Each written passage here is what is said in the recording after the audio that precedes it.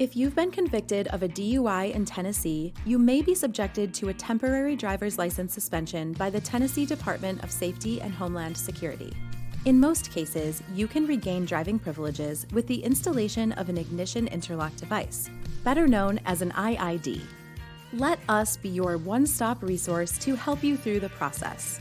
If you have been convicted of a DUI for the first time, you will be required to install an ignition interlock device for a minimum of 1 year. During this time, you will be driving on a restricted license and must keep the IID device in the vehicle for the full year. If you have been convicted of a DUI for the second time, you will be required to install an IID device for at least 2 years. If you have had 2 DUI convictions within a 5-year time frame, you will be required to keep the IID device in your vehicle for an additional 6 months. If you have been convicted of a third offense DUI, you will be at risk of losing your license for 6 years. In some circumstances, a restricted license is available. You will be required to install an IID device for the full duration of the restricted license.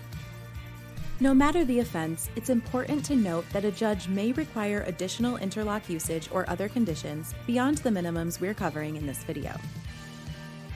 After installing your ignition interlock device, be sure to obtain all necessary documentation related to your ignition interlock installation, including a receipt or a proof of installation.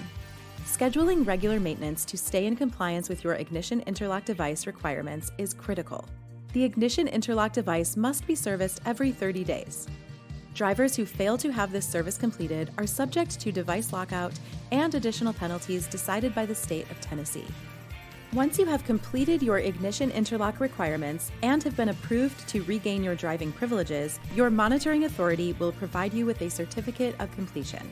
Once you have the certificate, you will take it with you to the DMV to remove the IID restriction from your license.